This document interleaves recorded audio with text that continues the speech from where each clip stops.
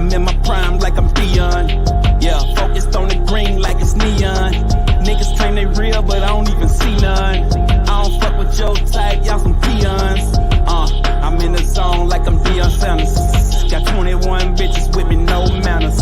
Asking 21 questions, nigga Curtis Jackson. Hey, fuck all of that talking, bitch, let's get it crackin'. Yeah.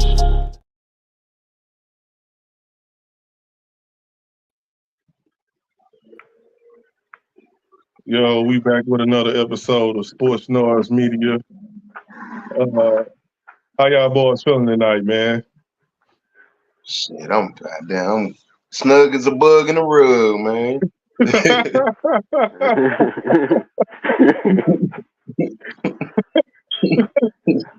Man, boy, you stupid. How you feeling tonight, Dennis, man? Everything good, man. I can't complain at all, man. Everything good.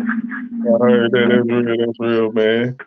Yeah, man, we gonna jump straight in this tonight, man. We we're a little bit late, man, but we gonna make up for it, man. So let's get this thing rolling, man. The first topic we gonna jump into, man, the Devin Haney fight, man. I don't know if you got a chance to catch it, Mike, but me and Dennis, you know what I'm saying, we watched it at my house. You know what I'm saying? It was good. I'm a shoot first on this, man. To me, man, it was a dominating performance by Devin. You know what I'm saying? It was a great fight. Well, it was a great fight for Devin, I'm gonna say that. He moved up to 140, his first fight at 140.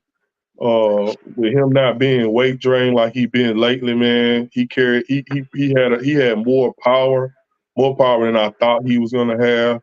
You know what I'm saying? He just dominated Regis, man. It was no contest. I think Regis landed like maybe 38 punches. Devin was just he was too much for him. Like his feet movement, you know what I'm saying? The speed wasn't getting to him early because he was catching a lot of punches. But once it got past that third round, man, the speed proved to be too much. I mean, Regis, man, he a good brawler type fighter, man, but Devin feet was just too good. He couldn't keep up with Devin feet, man. Devin was turning them all night, man. It was just pure domination, man. Like, if you want to see a fight where somebody get dominated but not, like, knocked out anything like that good, you know what I'm saying, skill set from Devin Haney, it was just complete, you know what I'm saying, wash, man. You know what I'm saying? I thought Regis was going to have a better showing because we actually went to Regis' last fight and he didn't look good at all. I thought this was going to be maybe a bounce back fight for him. It just proved that Devin was just too much for him, man. Like, you got to give Devin all the props in the world, man. 2 division champ at this point. You know what I'm saying? He just looking unstoppable. I don't think anybody. It's going to be a hard tag for anybody from 35 to 40 to do anything with him, man. Like I said, it was a great performance, man. I liked everything I seen from Devin. I just really didn't see a lot of things that he did wrong. A lot of people was wanting him to go for the knockout, but if you know anything about boxing, Regis, the power, Regis got a lot of power, and that's the last thing to go on a fighter. So for him to be rushing in, trying to get the knockout, he played it the way he's supposed to play it, not try to rush and get the knockout and get caught with something crazy, man, trying to get the fans hype. He did sell out first time back home in the Bay. He sold out the arena. That's a major thing. People always talk noise about Devin can't sell, he can't do this. But, you can't say that now because Regis is not a major name, and he sold out that arena, 16,000. You know what I'm saying? So Devin is everything that boxing should be right now at this point. You know what I'm saying? He got a following. You know what I'm saying? He just doing everything the right way, man. So I salute him on that, man. You know, with that, with all that being said, what I just said, man, I'm gonna throw it over to you, Dennis, man. What's your assessment? What's your thoughts about the whole Devin fight, Dennis? Yeah, man. I'm pretty much right there with you, man. It was a masterclass performance, man. He came out, man. The first round looked a little bit even, man. Regis, he got off a couple shots early in the first, man, but once that second round hit, man, and Devin, he got comfortable and he found his range, and it was pretty much over. And after that, and he found that on jab, he caught him with the flash, knocked down in the second round, I believe, and man, he was just basically some smooth setter from there. And he caught him again later on, man, and people know what I'm saying, been saying Devin doesn't having the power, man, but he showed it, man, him moving up in weight. You know what I'm saying? That was a big showing for him, a big, you know what I'm saying, performance. His first fight at 140 for the scrap. Man, everybody was saying Regis is the best fighter at 140 right now, and he came in there and pretty much made them look like they shouldn't be in the same ring together, man. And Devin, he just getting better and better. I think he was at experience level. Devin being in bigger fights against higher skilled opponents, man. People like Loma, Linares, you know, people like that, man. And when I seen he outpointed Loma, man, and like that's when I knew that he was on a different level, man. A lot of people think that he lost Loma, man. I say go back and watch him, man. And Devin won at least the first 7 rounds, man. So, you know, if Loma wins the last 5, it still wasn't enough. So, man, but Devin, man, he did what he's supposed to do, man. He went out there and he actually exceeded expectations, actually, man. Even if you expecting him to win, nobody probably is expecting him to win like that. So, man, I got to give him a lot of credit. Got to give his dad Bill a lot of credit, man. He always have him prepped, you know what I'm saying, prepared and ready. He was there when me and Knight, you know what I'm saying, went to New Orleans and seeing Regis fight. We seen Bill show up in the crowd, man. I was kind of, you know what I'm saying, surprised. I was happy to see him, you know what I'm saying, in person, man, and just you know what I'm saying, being in the same building with him, man. And that was just, you know what I'm saying, a good ass, you know what I'm saying, show, man. Good ass on performance, man. And I hope Devin gets another fight back in his home, man. And they said after the fight, man, we hadn't talked about Devin possibly going up to 147. I don't think he should be doing that anytime soon, man. I think he should stay at 140 for at least another 2-3 years, man. But hey, man, Devin, man, for what he did, you know what I'm saying, on Saturday, man. Shouts out to him, shouts out to the Haney team and everybody involved, man. I hope Regis bounces back, and he said he gonna go chase another belt, man. And I hope he, you know what I'm saying, he does, man. I hope he just doesn't let this be his last fight, and he just go off, you know what I'm saying, with this kind of mark on his record, man. But yeah, man, it was a hell of a fight, man. Shout out to Devin. Good stuff. Yeah, man, I'm gonna piggyback on what you were saying. I think at this point, man, I don't see too much out there for Regis, man. I just think the foot movement, man, Devin kind of exposed him from the simple fact that if you just keep him at the end of the jab, man, it's cool sailing, because Regis he's more of a brawler, and he had a hard time even cutting out the ring last night, man. So I just from this point on out, man, I just see him pretty much taking beatings, man. From the simple fact that Devin pretty much set the blueprint. It was starting to show, like his last fight, the dude did a lot of moving around on him. People say it was running. People say it was boxing movement. Whatever you want to call it, Regis couldn't get to him. And that was and like you said, Dennis, Bill was at that fight, and Bill seen that. And like we were saying the whole time we was there watching the fight, we were saying the dude was running, but Regis had a very hard time catching that dude. And that's pretty much the game plan they use, man. You know what I'm saying? But that's all I got on it, man. What did you get a chance to catch the fight, Mike? And what you got on the whole fight? I ain't catch the fight. I caught the highlights. I ended up catching all the highlights and shit. So I didn't watch the full fight. But from what I seen, you know what I'm saying, like anticipate leading up to this fight, you know what I'm saying, from all the trash talking and all the anticipation and stuff between them two guys, you would have thought it would have been it wouldn't have been so lopsided like it was. But it was very much lopsided, man.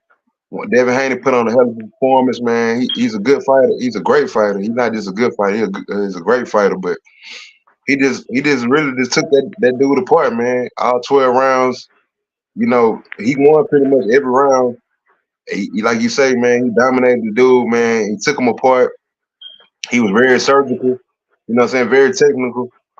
Like, bro, like you say, he was just light years ahead of dude, man. And he making Reese looking like a one-trick pony, you know what I'm saying? Coming in, Devin Haney was saying that about him, that he was a one-trick pony. And shoot, that would have looked like it was, man. Like, he just exposed him, man. He didn't show no kind of range.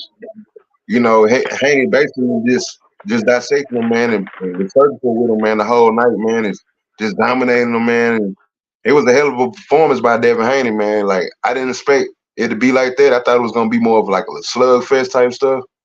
But he just really outboxed the dude, man. He just showed, like, you know, Regis ain't got no boxing skills like that. Like you saying, like he one way, man. And then you know when you fight one of these great fighters like that, you're gonna get exposed like that. And that's exactly what happened, man. So, you know what I'm saying? Shout out to Devin Haney, man, for having convincing victory, man. You know, stepping up to 140, looking like that's where he belong at, 140. You know, you got these other cats calling them out now. You know, you got Ryan Garcia trying to step in, trying to challenge him right now. You got Lopez trying to challenge him. You know, but the only thing I didn't really like, you know what I'm saying, was his daddy, you know what I'm saying, at the end, you know what I'm saying, trying to call out Tank and stuff and trying to act like Tank running from them and stuff, which is not the case. You know, I don't even know why he saying that now. I mean, okay, enjoy your victory. You had a dominating performance. But don't sit there and act like, you know, Tank running from y'all, bro, because that's not the case, bro. Like, you know what I'm saying? I can't speak for Tank and them team, but I'm pretty sure, you know what I'm saying, running is not in the category when we talk about Tank, bro. Like, he's the big fish right now, you know what I'm saying? So if anything, you know, bro, just being strategic right now. So I guess, you know what I'm saying, what everybody want to see is Tank versus, you know what I'm saying, Devin, or Tank, not Tank, but Devin versus Shakur, man. You know what I'm saying? Them the two fights that everybody want to see, you know what I'm saying, at this point. You know what I'm saying? Because anybody else, it just seems like they ain't ready for them guys, you know what I'm saying? Not to say nobody else don't have a chance, but the Ryan Garcias, even Lopez, man, I don't see them, like you said, I don't see them messing with Devin Haney, man. I can see Devin Haney blowing past both of them dudes, man. So, man, the fight I would want to see is him either fight Shakur or him fight Tank, man. That seems like the only competition bro got right now at his weight division. So, you know, the last fight Devin Haney had was a little questionable, controversy with the Lomachenko ending and stuff like that. But bro made up for it and showed out. He came to fight and he did his job, man. I can't say nothing bad. He did everything right. Devin Haney did everything he supposed to do, bro. So shout out to that dude. Like you said, shout out to the Haney team and stuff. But Devin Haney daddy got to chill out with that Tank running and stuff, bro, because that's a false narrative, bro. Like, nah. I'm gonna push back on that, bro, because at the same time, bro, if Tank fight Eastside Cruz again, bro, what would you call that? I don't want to see that. I don't want to see him fight Cruz again. That's my point, bro. That's the next fight they got lined up for him, bro. Like, I don't want to see that, bro. I mean, like, Bill, what he's saying is some truth to it. Me personally, I feel like he should be calling out Tank because they the big fish. You know what I'm saying? That's how I look at it. I look at it like he's the one doing, you know what I'm saying, the two division real champions, not no JV belts, real championships. You know what I'm saying? Undisputed champion at 135. Just won the belt, the WBC, the most popular belt at 140. Like Tank ain't doing this stuff when you talking about accolades. He putting butts in seats. So the fans want to see two things. Like you said, people want to see Shakur and people want to see Tank. But when Shakur trying to get the same type of money, that can be considered as running because you know you don't have the accolades to go along with the money you asking. And then you take Tank, for instance. Tank putting butts in seats, but the competition he fighting is layups, bro. Like, so I'm not just going to disregard what Bill said, you know what I'm saying? But I do think at this point, what you like, even mentioning Tank, that's irrelevant because Haney is the man. You know what I'm saying? He's the one fighting the hardest competition. So, I mean, that's just where I'm at with it. You know what I'm saying? You got anything else to put on that, Dennis? Go ahead. I agree with you on that. No, I agree with you on that. That Haney had face more, better caliber. You know what I'm saying? People than Tank have. I agree with you 100% on that. You know what I'm saying? That's why I say I didn't want to see Tank go up against them when they need to make that happen, man. That's the fight I want to see happen, man. I mean, but at the same time, it's like, how many times Tank can give you a Eastside Cruz fight, bro? That's how many times you gonna pay for that? I mean, just being realistic, bro. Like I pay for these fights. You know what I'm saying? At my house, I don't ask nobody to bring nothing. I provide everything for people. So when they get here, bro, all they gotta do is sit down. Right. I'm not gonna continue to pay these prices for crap fights. You see what I'm saying? When I'm paying for a Devin fight, it's for undisputed. When I'm paying for a Devin fight, I'm watching him moving from 135 to 140 for a belt. Like all this other crap, bro. It's like it's getting to a point, bro. Well, next time Tank have a fight, bro, if it gets Eastside Cruz, everybody know what it is, bro. You gonna have to put in everybody. I'm gonna get $15 from everybody, bro. Just period. You know what I'm saying? Because I ain't paying for that crap, bro. Right. But like I said, I can go on for this with about this for days, man. You know what I'm saying? You got any sauce to put on this, Dennis, before we roll to the next topic, man? Man, Haney's next no saying opponents, man. I think, man, they gonna have to doubt, you know what I'm saying, to be great, man. Like Knight said, man, I think Haney is the hay side, you know what I'm saying, at this point. And you know what I'm saying, whoever want to fight him, you know what I'm saying, they need to be willing, you know what I'm saying, to negotiate, you know what I'm saying, cooperate, whatever they got to do, you know what I'm saying, to make it happen. Whether he's taking 40%, 30%, 25%, or whatever, man. Devin, you know what I'm saying, he's a real two-division champion, you know what I'm saying. I know interim champ, you know what I'm saying, he won division or something like that. Like, so, man, he win, you know what I'm saying, he cleaned out 135, and now, you know what I'm saying, he might clean out 142. So, hey, he the man. He the man right now. Yeah, that was some good stuff on that fight, man. You know what I'm saying? Like I said, I just want to see the best fights, bro. Like, I don't want to get into all this politics stuff, going back and forth, talking about this, that, and third, bro. I just want to see the fights, bro. And if you're not providing me with the fights, bro, I'm not gonna support and pay for that shit. Just period. No. You know what I'm saying? But with all that being said, man, that was a great segment on the fight, man. We gonna roll into, you know what I'm saying, you boys, y'all boys territory, man, with these Lakers, dog. We had the first ever in-season tournament. You know what I'm saying? The Lakers, they played a hell of a tournament. You know what I'm saying? They came to win the tournament. Bron came to win the tournament. Everybody else, they started out, to me, they started out taking it a little light, and then they tried to get in the groove of taking it serious. And by the time everybody started kind of taking it serious, it was too late, dog. And Bron came in taking it serious from the jump, bro. Like, he was determined to win this first in-season tournament. You know what I'm saying? The Lakers, they played good throughout the whole tournament, man. I can't say nothing bad about nothing they did. Some of the bigger name teams, I think they could have been more effort out of some of the bigger name teams early. But like I said, they came on late, and a lot of them got knocked off. You know what I'm saying? Me and Dennis talked about this last night. It was a good look for the NBA. You know what I'm saying? I don't want to steal Dennis' words, so I'm gonna let him speak those. when he go up. But I just think it was good for the NBA as a whole.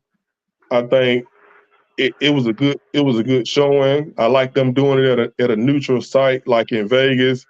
You know what I'm saying? It was just an all around good look for the NBA. You know what I'm saying? At this point in time in the season too. You know what I'm saying? But with that all being said, you know what I'm saying? I'm gonna kick it to you, Mike. What you got on the whole in the season tournament and the Lakers winning? Man, I at first, when this came about, I was confused. You know what I'm saying? I didn't really We get the all concept was. down. Yeah, I was very confused, bro. I didn't really didn't get the concept down until like the middle of it. You know what I'm saying? Type thing, bro. So Yeah, they could have did a man, better job explaining that. yeah, bro. Cause I didn't know what the hell was going on, bro. Like I didn't know what was the purpose. I didn't know nothing. But now, you know what I'm saying, as it came along and stuff, I see, you know what I'm saying, what they were trying to do, and they achieved it. You know what I'm saying? They made them guys, be very competitive in the first month. You know what I'm saying? The NBA, they made them guys, you know what I'm saying, really, you know what I'm saying, play hard instead of these guys sitting down, you know what I'm saying, for rest and you know what I'm saying, for like can't play or this can't play back to back. And they really trying to outrule that, trying to really like trying to put a wrench in everybody's plans for us. Everybody trying to sit down and take rest and stuff and make games more competitive during football season and make, you know what I'm saying, basketball fans pay more attention to the games while football is still going on. So it was a hell of a success, man. Adam Silver, he hit, you know what I'm saying? He's a genius for this one. Normally when he come with these crazy, weird ideas and stuff, it's a hit or miss, you know what I'm saying? But this definitely going to be a hit. I can see this going on for from here on out. They need to have this every year because it does make the NBA season that much sweeter, much better and stuff. And like you say, man, like them guys, the Lakers was locked in since day one, man, since this came about. LeBron had the agenda. He wanted to win it. He had his whole teammate, all his team ready. You know, this pretty much, man. Them guys is laser and locked in, man, and it was great to see, man. Them guys win that, achieve that. You know what I'm saying? Hopefully, carry it on throughout the season, just to spill on throughout the season and stuff. Because if they play like that, man, I don't see too many teams. Saying like messing with them guys and stuff, especially if AD play like that. But we all know how that goes with AD and stuff. So, hey, man, he give us 41 and 20 last night, and he mess around, give us 9 points tomorrow, bro. We be talking crap about him, man. So hey, man, I just like I say, bro, if bro play like that, he easily top 3 in the league, bro. But we didn't talk about that so many times, man. So I don't want to dive into that. But I just want to get my hats off to him for showing up last night. You know what I'm saying? Pretty much dominated the whole game, man, from offense and defensive, man. He just really, man, like me and Ron were just talking about this today and stuff, man. We was talking about it. And my assessment from Anthony Davis, man, I feel like, man, when he know he can kill, he gonna kill, bro. You know what I'm saying? But when he go against the Embiid, the high level competition guys like Jokic, Embiid, Giannis, he got a little mindset thing where he get a little timid, man, and he take a backseat to them guys, man, and I think it's just a mind frame thing when it comes to Anthony Davis, bro, because when he locked in, he focused, bro, is a beast, bro. We seen it last night, bro. But that go, we can go on all on day with that, man. But shout out to them guys, man. Shout out to Bron. Bron, I can't say this. Bron was focused the whole time. He brought his A game pretty much every game. You know what I'm saying? Every game they played. D'Angelo Russell showed up. Austin Reeves had an amazing game. He showed up, man. He basically was like they third best player, which is vital, man, with the Lakers season, man, because as long as Austin Rivers be the third best player, man, they got a good chance to go, you know what I'm saying, go forward, man, because all they need is a third scorer, not even third scorer, this is a third facilitator, man, that set people up, man. Austin Reeves did his job last night, played a hell of a game, man, shout out to the Pacers too, man, because they put the league on notice, you know what I'm saying, like, let them know they're up and coming. Halliburton had a coming out party. You know what I'm saying? Halliburton, you know what I'm saying, was pretty much doing this thing all year too. So he put the league on notice. So before the Lakers, man, you know, I was happy, man. I was happy with what I seen, man. I ain't had no complaints, man. What you got on the whole situation with the first ever in season tournament, Dennis? What you think about the whole setup? What you think about, you know what I'm saying, how it was a good look for the season? Just give me what you got on the whole situation. It was good business, man, for the NBA. It was very, very good business. How they on the boys putting some in place, like Mike said, that they could last, you know what I'm saying, forever. Really, we seen in college, colleges having in season tournaments, and it makes the games, you know what I'm saying, seem way more important, man. Every game matters more, you know, on in these type of situations, man. In the NBA has always had a problem, man, with trying to make these games more relevant. You know, it's 82 games in a season, man, and in a way you can make these games mean more, you know what I'm saying, and make them relevant, man. He's always going to say it's kind of a flex, and then there's a lot of people, you know what I'm saying, once they found out that the players were getting the catch incentives, man, they were kind of irritated by it.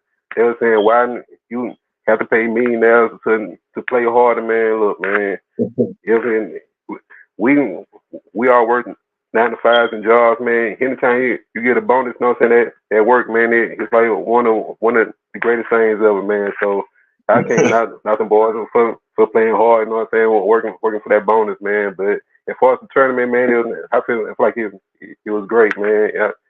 And the Lakers, they pretty much dominated, man, the whole, you know what I'm saying, the whole way, man. It's like they lost every game that wasn't a tournament game, man. So then they know what I'm saying, the Lakers mindset, you know what I'm saying, was like, I mean, it's always the same, man. We see it during the season all the time. Whenever the Lakers play, you know what I'm saying, a top opponent or a real game, you know what I'm saying, that means something, man. They always put their best foot forward, but on a normal night, you know what I'm saying, that's when they feel like they don't even want to be there. So, but man, the tournament, man, it was great for that seeing the team like the Pacers, you know what I'm saying, emerge, a young team that could get some well needed, you know what I'm saying, spotlighting on them. Once I found out that they was the lowest paid team in the league, man, I started rooting for them. I wanted them to get them on them 500 bands a piece, but we all knew, you know what I'm saying, what time it was, like night point. He said, you know what I'm saying, LeBron took it serious from the jump, man. He knew what time it was. He knew he wanted, you know what I'm saying, to be the first. So, man, and that's when it came down to, man, on the Bucks. A lot of people thought the Bucks were going to beat them, but the Pacers, you know what I'm saying, they put off that upset Tyrese Halliburton, man. Even though he lost that, I think he got as far as the individual players, man. I think he gained, you know what I'm saying, the most from the tournament, man. Just for his exposure and him getting his name out there, you know what I'm saying, to the masses, man. And you know what I'm saying, I think the Pacers, they might be a playoff team this year. And who knows what we're going to see from them, man. And they need to keep on having this tournament, man. They really do, man. It was at the perfect time, man. Like at the very, you know what I'm saying, beginning of the season, like when everybody watching football still, man. Nobody really watching basketball, like anyway. So this was, you know what I'm saying, like the perfect time to put in something, and hopefully they do put in something right before All-Star break too. Just, you know what I'm saying, make that even more relevant. Add another tournament. It might as well, like man, it isn't too many games that they don't give you no reason to care no enough about it. And these type of events, these type of things, man, I think we shouldn't be seeing way more of these, man. And congratulations to the Lakers, you know, for being, you know what I'm saying, the first to win it.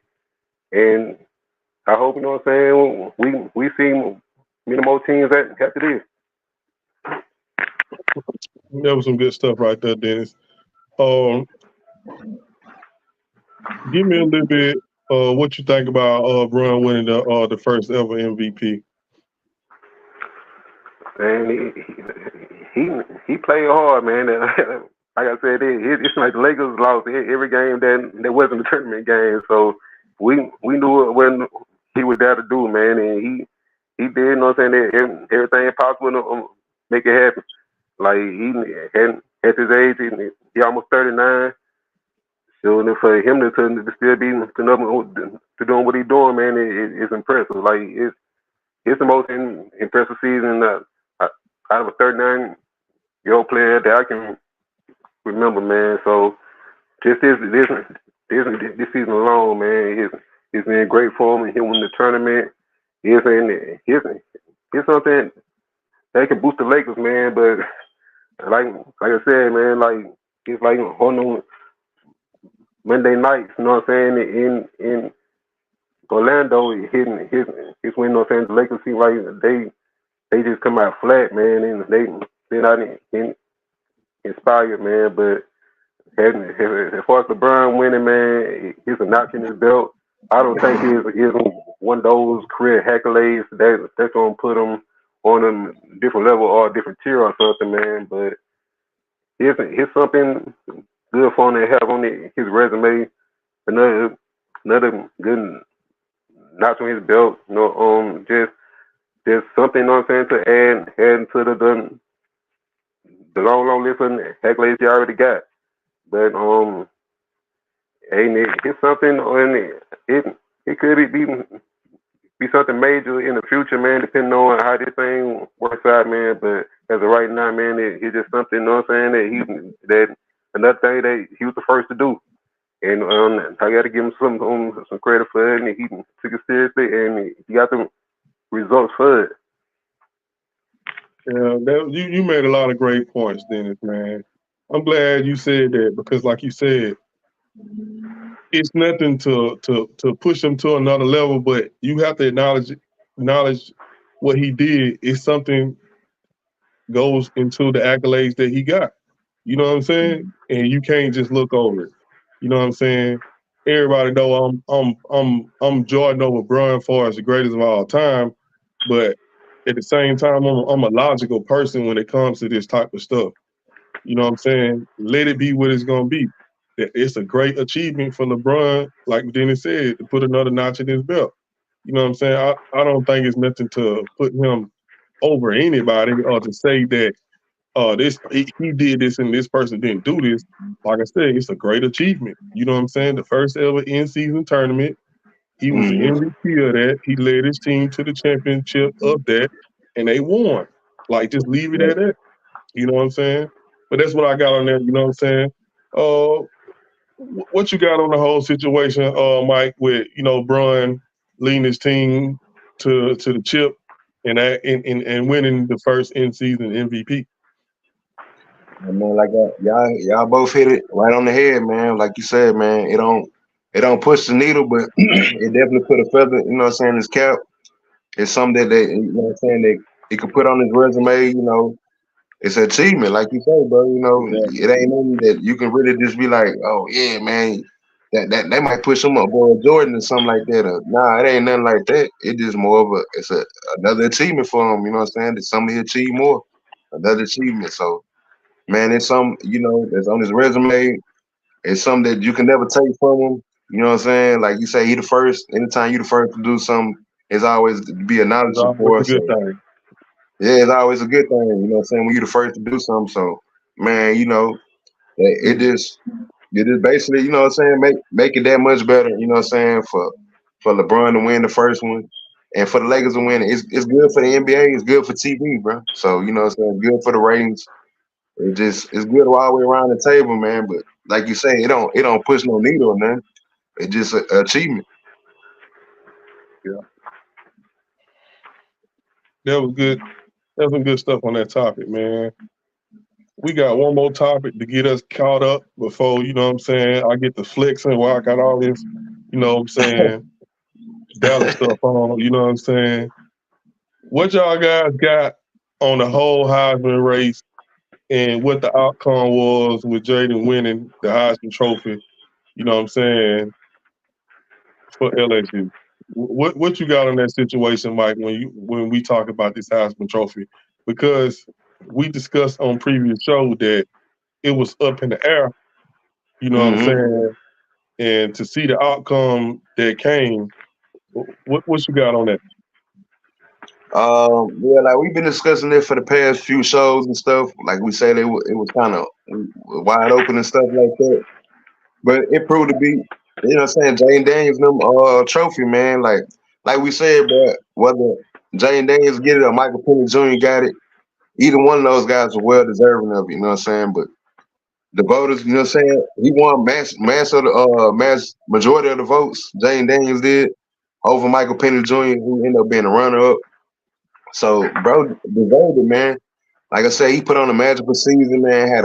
If you go look at his stats, they showed the stat. I seen the stats next to Joe Burrow's stats.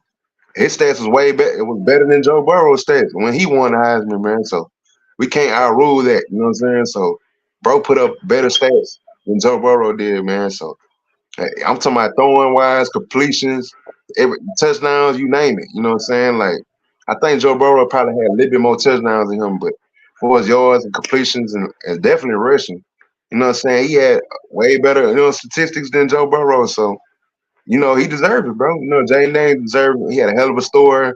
We seen him transfer from Arizona State to LSU and made himself into a star and basically solidified his draft stock up the draft stock. You know what I'm saying? That's gonna put a highlight on him when he go into these combines and stuff. They're gonna be looking at that. You know what I'm saying that this guy won the Heisman. Even though he got 3 losses and stuff like that, but we can't deny like what that dude did. Like, okay, they lost three losses, but at the same time, he shined in those games also too. It ain't like he did bad in those games. The team just lost. But he still put on a hell of a performance, just like he did it when he played against Alabama. Bro put on a hell of a performance against Alabama and stuff like that. They just lost. You know what I'm saying? So at the end of the day, bro had a magical season, man, and bro did his thing, man, pretty much all year. Like every game I done seen him play, like bro was doing that all year against everybody. You know what I'm saying? So it wasn't like he did that against 1 or 2 or 3 teams. Bro did that every game. So man, bro, you know what I'm saying? Hats off to Jane Daniels, man. I like the guy. I like his game. I think, you know what I'm saying? Like he definitely can translate himself into the NFL. I feel like he definitely can succeed in the NFL with the right team and the right system. So, man, bro, pretty much like I said, man, put himself like the third quarterback behind Caleb Williams and Drake May. You know what I'm saying? He basically solidified the third spot, man, the third quarterback that's going to be taken in the draft, man. So any team that's going to get that guy, man, they're going to get a baller, man. You know what I'm saying? I just hope they put the guy in the right situation, man, because sometimes, with that's gonna be very much key. So anytime, you go to the NFL, sometimes it ain't all about your talent, it's all about a fit. You know what I'm saying? So we're gonna see what this guy gonna do in the NFL and what team gonna end up drafting him. But me personally, I think, you know what I'm saying, I'm gonna be looking forward to seeing this guy playing in the NFL because he definitely can be an NFL quarterback moving forward. In this Asian game, he's the combination that you want, you know what I'm saying, being a dual threat quarterback, a guy that can throw it and pass it. Pass it and run it at the same time. Yeah. So, like, bro definitely can be, you know what I'm saying, like I ain't gonna say like the Lamar Jackson, but he's someone in that mold, you know what I'm saying, like Lamar Jackson. He definitely in that mold of Lamar Jackson, bro. So, man, I ain't got nothing bad about it, man. If Michael Penix Jr. would have won, I could understand that case too. You know what I'm saying? Because he definitely had a case, but he didn't. But shout out to Michael Penix Jr. as well, man, because he had a hell of a season as well, man. So, hats off to Jane Daniels, man. What you got on there, Dennis? The whole Heisman situation. How you feel about bro winning it? Man, like I said, man, I thought Michael Penix, you know what I'm saying, he had a case, man. Undefeated team, Heisman. A lot of times, you know what I'm saying, we seen him treat it like the MVP in the NFL, you know what I'm saying, and just give it to the best player on the best team. But Jane Daniels, he had a season that was just that good, man, to where he overshadowed, you know what I'm saying, like everyone else, man. He Michael Penix was the closest one to him, and then it wasn't even close, man. Barbara Harrison and both Knicks they got invited, man. Barbara Harrison, he might be the first pick in the draft. Both Knicks, he elevated himself, man, to you know what I'm saying, different status, you know what I'm saying, this season, way better than people thought he would probably ever be, especially since after he left Auburn. And Jaden Daniels, man, the sky that he's delivering for him, man, and he did he did his thing, man. Can't nobody doubt it. Like you said, even with 3 losses, he got hurt against Bama, so he didn't get to finish on that one. But but yeah, man, he had a spectacular season, man. I got to give me his credit. All good, man. That was some good stuff on the Heisman, man. I just think it was real close this year. Like y'all said, it was really a 2-man race. Only thing that I was surprised that he won it with the record. You know what I'm saying? But outside of that, man, it was pretty much it was a toss-up season as far as the Heisman. Well, like I said, not toss-up, but it was a 2-man race. And like y'all said, I'm not mad about him winning, you know what I'm saying? Especially with the performance he had in big games, even though, you know what I'm saying, he didn't come out on the winning side of those games. So with that being said, man, let's talk about them MF Cowboys, bro. You know what I'm saying? I had a chance to watch, you know what I'm saying? It was a dominating performance from the standpoint of the defense came ready to play. Like Gilmore, that boy, he played physical all night against Brown. You know what I'm saying? He just pulled Brown card, man. He made him work for everything. And AJ, he was pretty much mad the whole night, whooping back and forth because he not used to people being physical with him like that. He's normally the person out physical somebody else, and it was returned on him tonight. We got a lot of turnovers, man. You know what I'm saying? That's a gift and a curse because when you get a lot of turnovers like we did, when you don't get those, what you gonna do when you don't get those turnovers? You know what I'm saying? So I look at when a team gets a lot of turnovers, I take it with a grain of salt from the standpoint of, you know what I'm saying, turnovers offset the game and force the other team to change their game plans.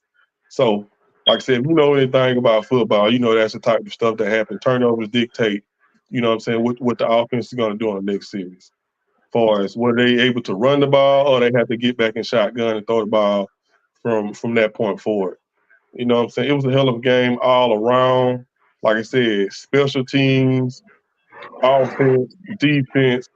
Our kicker, man, I don't know whoever is running the scout team to find, bro. You know what I'm saying? From being a soccer player in Notre Dame and not playing no type of college football, whoever in the scouting department found, bro, they need a raise, bro. You know what I'm saying? Hands down. He broke a record tonight, first kick of the kick, a 59 and a 60-yarder. You know what I'm saying? The same game. You know what I'm saying? It's a great addition because we've been having field goal kicking problems for the last couple of years, especially that game. One of those games when bro missed all them kicks. That was horrible, man. Dak played a pretty much good game outside of him turning the ball over. You know what I'm saying? I feel like Dak and McCarthy, the offense, what's going on right now, it caters to Dak. 3-step, West Coast offense, get the ball out your hand quick. You know what I'm saying? It ain't that dropping back, too much scanning the field. He still scans the field, but it's more of a rhythm. Like you get Dak in the rhythm, you know what I'm saying? It's always gonna be good. I've been saying this from we debuted the show. Kellen Moore not being there calling plays, bro, is night and day. Can't nobody tell me nothing different. Like, I've been up and down on Dak, but I always had a problem with Kellen Moore because he don't call situational football. He just called plays. I watched Kurt Warner break down a lot of his plays one year, and the main thing Kurt Warner was saying about his play calling, his concepts that he called didn't make any sense. Like, if he got somebody running on the slant, it wasn't to bring the safety down. It was just the guy running on the slant for no reason. None of his plays had any substance to it. And you look at the Chargers. Look what's going on with the Chargers. You know what I'm saying? Herbert was lighting up 3 years straight until he got there. And like I said, I ain't gonna harp on him too much, but you see it's night and day. McCarthy calling the plays. You know what I'm saying? Paula got going tonight, man. It was good to see him going because lately he hasn't been. It takes a while to get back from the injuries, man. And I didn't want to be too hard on him, but at the same time, he was all we had from the standpoint of, you know what I'm saying, just a running back getting yards. So he showed up tonight, man. Like, it was an all around game, man. CD played some good ball. He dropped a couple of catches, man, to where playoff time come, we can't have that. But I think it was all around good game, man. I think with the Eagles, man, I think that they at a point where it's coming down to the end of the season, man, and you want to be peaking, and they doing the opposite. I think they just had a gauntlet of too many physical hard games, man, to this point. And now it's starting to show. You know what I'm saying? I don't take a lot away from this game because we always split with Philly. It's normally, you know what I'm saying, the whole thing about when we play Philly is more of us being in a better position to actually be leading the conference. You know, I mean the division. So it's like I said, we always split with Philly. So I mean, that's pretty much all I got on that, man. Like I said, it was a hell of an all around game. We played lights out. We didn't. When Dak gave that ball up on that turnover, what I wanted to see is what I seen. They drove downfield and got in field goal range to kick the field goal. It wasn't a touchdown, but a lot of times when that happen to a lot of teams, man, that fires the other team up and let them go. You know what I'm saying? The best point that I take away from the game is that we played physical football. And that's something we not really known for, you know what I'm saying? And if we going to beat the 49ers, we got to get in the groove of playing more physical football, especially on offense, man. So like I said, it was an all-around great game for the Cowboys, man. It was a good showing on Sunday Night Football. It was a great all-around game. Like I said, I don't take too much away from the win, because, like I said, it is a division game. But I look at Philly as being they've been running through the gauntlet. You know what I'm saying? And this was the wrong game for them to be playing, trying to get back on their feet, especially when Dallas is hungry. You know what I'm saying? So that's pretty much all I got on there, man. I'm gonna kick it to you, Dennis, man. What you got on the Thursday night game, man? Overall, both teams. Like you said, man, it was a dominating performance by the Cowboys, man. And that defense came out to play, man. They pretty much suffocated Dallas from the Philly from the jump, man, and they made it hard for him, man. And Hurts, he really didn't have him twin faces to pass the ball. There was a lot of pressure on him. They really couldn't get too much going. And Dak, man, on that, I got to give him some credit, man. He's showing full control of the team, man, control of the offense, and it's like he dialed in right now, man. He focused. It's like he playing some of the best ball of his you know what I'm saying, life, man, right now. I got to give Dak some more credit on that, man. And Brandon Cooks, man, he had a couple big catches. He wasn't a huge game on the stat sheet, man, but man, it was a great overall team win, and that's what the Cowboys need right now. You know what I'm saying? They had this on this one time, and they need to just a great all around team. You know what I'm saying? Put on performances. You know what I'm saying? From Dak, he didn't turn over the ball. The defense forcing turnovers. You know, the kicker, man, like you alluded to, man, I heard about his story, man. He said he was sitting down on one day watching football, and he said he feel like he can do it. And he went outside and started practicing, man. And he got off the couch and he got signed to the league in Canada first. And then the Cowboys gave him a shot, man. So and for him to do what he doing now, man, it's amazing. So man, isn't it? And Dallas, man, they looking like a team to be taken seriously, man. And when the playoffs come around, and we're gonna see what they do when it matters most. Man, what you got on the situation, Mike, man, with the Cowboy games, you know what I'm saying, against Philly? Man, it's a great team. Win all the way around the table, man. Y'all came to play, man. Y'all showed it was a must win. Y'all showed y'all was hungry. Y'all showed that you know what I'm saying, basically like y'all wanted to win this division as well. You know, y'all ain't letting Philly have this division. You know, they basically closed the gap in the division, man. You know what I'm saying? They make it look like Mike got a chance to basically take the division from them guys, man. And so moving forward, that's gonna be a good thing for y'all if y'all can win that division.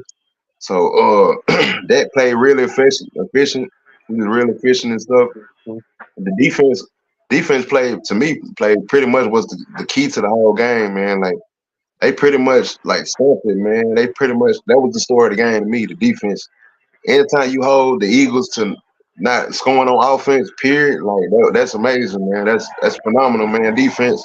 So, you know, Dan Quinn came with an amazing game plan for them guys, man. And he basically, like, you know what I'm saying, took their best weapons from them guys, man. And Gilmore, man, he turned back the clock, man. And he basically, you know what I'm saying, and showed why he was a former defense player of the year. He played pretty much locked down all game. He put the clamps on AJ Brown pretty much all game, man. And that was a sight to see, man. The way them guys battle each other the whole game, man.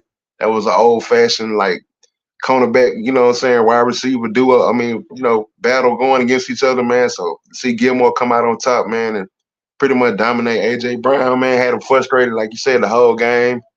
And like you say, man, like them like, you know, with the Cowboys, man, I'm seeing something different with them guys this year, man. You know, usually, you know, they have these good performances and then they'll come back around and just lay a stinker or something there here and there.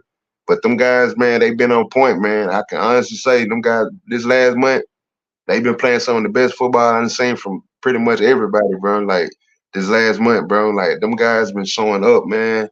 Their defense been pretty much lights out for the past month, really pretty much all year, really. You know what I'm saying? But they clicking on all cylinders, man. And Mike McCarthy and Dak, man, they in sync right now. You know what I'm saying? They feeding off each other, man. They, you know what I'm saying? They, like you say, he putting them in great position, man. They really, you know what I'm saying, tailor-made the offense for Dak right now, man. Like I done told plenty of people, man. I said, man, this is the best I ever seen Dak play, bro. Like this, like Dak been showing out this year, bro. Like I ain't even gonna sit there and cap, bro. Like bro been showing up, man. And y'all got y'all running game going this game. Tony Pollard showed up along with y'all second running back. I can't never remember the guy's name, bro. But the second running back, he definitely playing a factor. Jake Ferguson, man, y'all tight end, man. He becoming better and better, man. Like he's becoming a weapon, man. And in the middle of the field, he's definitely, you know what I'm saying, making people forget about Dalton Schultz. You know what I'm saying? Like Ferguson, I had my question marks about Ferguson at the beginning of the season. I was wondering who the hell he was in the beginning, you know what I'm saying? But he's definitely made a name for himself. He's definitely becoming a weapon for Dak, man. Dak got a lot of trust in that guy, man. You know what I'm saying? He go look for him, you know what I'm saying, to be his security blanket. And he has been that besides CD Lamb and stuff. So Brandon Cooks, you know what I'm saying, he showed up. Gallup had a touchdown, you know what I'm saying, which was a good thing for Gallup, you know what I'm saying, to get involved. Because, you know, pretty much he ain't really been doing too much, nothing all year. So Gallup, you know what I'm saying, had a nice little game himself. Mm-hmm. And in their defense, man, like I say, I keep putting it, Michael Parsons, man, he was attacking all night, you know what I'm saying, had Lane Johnson on his, you know what I'm saying, on his back foot. Usually Lane Johnson get the best of him, but he definitely got the best of Lane Johnson this game. Michael Parsons and that D-line, man, just doing their thing, man. And we know the cornerbacks, they Bland and Gilmore, they did their thing, man. And like I said before, the Eagles and stuff, like I don't really just knock them down because they lost against two of the better teams in the NFC. So yeah, it'd have been a plus if they won, but they lost against some great teams, bro. Like, you know, so I don't discount Philly at all going forward. They still going to be a force going forward. I mean, you know what I'm saying? Like, they're not going to be, you know, what everybody think they're going to be, but they still going to be a force, though, man. That's something they're going to be looking out for. But y'all definitely closed the gap, man, in our division, man, and really looking like y'all might take the division, man, because I think y'all schedule a little bit more favorable than Philly is, bro. So coming on down the line, you know, who's to know what's going to happen between them guys, between them two teams, man. So, but for what it look like right now, how y'all been playing, man, that might be y'all division this year, man. Y'all might take that division, bro. So, like I said, that's going to be a great thing going forward. We just want to, you know, like everybody else, man, want to see y'all do that in the playoffs as well, man. That's going to be the real measurement. So when that time comes, you know, hopefully, I know you're gonna be praying, hoping that y'all show up like that. Because if y'all play like how y'all playing right now, man, there ain't too many teams that's gonna stop them guys, bro. I ain't even gonna lie to you, bro. Like, as long as that playing at the MVP level right there, and Mike McCarthy being sync with this play calling, man, it ain't too many teams that I don't know if they can really beat them guys when they bring their A game, bro. Yeah, there was some good stuff on that. Like I said, man, it was a good overall team win, man. Everybody, the whole team was clicking on all cylinders. You know what I'm saying? Everybody who needed to show up, they showed up. Like you said, Gallup, that was a great point that you made. Gallup, he had, on a lot of times he haven't been getting a lot of playing times from the simple fact that he's been playing okay. You know what I'm saying? And that's that guy. So he actually showed up tonight, man, and he played some good ball. Dak missed him on a good play. Dak missed him. You know what I'm saying? And I was happy to see that they stuck with him. You know what I'm saying? So you know what I'm saying? It was a good overall game. Like you said, I'm not gonna crucify Philly. They did have a lot of turnovers. We created those turnovers. It wasn't nothing free in that game, but you have to be cautious with a team getting a lot of turnovers in the game because turnovers dictate, like I said earlier, how the offense play. You know what I'm saying? Far as when I say that, I mean they're not going out there initially game plan. Now, especially when you're down, you know what I'm saying? The game, what was the game plan going into the game? It kind of flips. So you know what I'm saying? Like I said, it was a great win. I was happy to see it. I was excited. Like you said, Mike, the best thing about what's going on now is it feels like something different. And typically we'll play a game like that in it normally typically feels like we got lucky. You know what I'm saying? That game didn't feel like it got lucky. We went in there and we did our job and we came out with the victory. You know what I'm saying? So like I said, great team win. I'm happy for us. I want to see that again against Buffalo. You know what I'm saying? Another good team because Buffalo is starting to, you know what I'm saying, look good. And with that being said, let's roll into this Kansas City and Bills game. From what I've seen, man, it was a whole bunch of controversy about Pat Mahomes being mad about they call it offsides. I looked at the video several times, bro. I couldn't really understand why he was so mad. I check with the rules and stuff. Typically, sometimes they check with the ref to let them know that they on or off the line. You know what I'm saying? So I just didn't really understand it. Maybe I got to look up. Maybe I missed something. You know what I'm saying? But I think it was a good back and forth game. Buffalo got ahead early, and that's what you have to do with Kansas City. You know what I'm saying? It's already hard enough to stop them. You know what I'm saying? When they able to put stuff in play action fake, run misdirection plays to get like yak yards. It's another thing when you got them dropping back and trying to push the ball downfield, trying to play catch up. So with Buffalo starting out early, we already knew that Kansas City was going to come back, but that was the best thing to happen to Buffalo to get those 2 touchdowns early. It was a hard fought game. Buffalo is starting to look scary from the simple fact I wouldn't want to play them, period. You know what I'm saying? From the standpoint of they didn't went through the gauntlet already. You know what I'm saying? And it's the opposite of Philly. They starting to peak at the right time. You know what I'm saying? Philly's starting to look bad at the wrong time. It's the wrong part of the season to start losing games and this, that, and the third.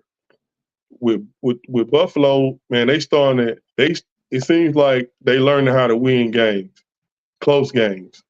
Josh Allen, I never really been a big fan of Josh Allen, but he played a decent game.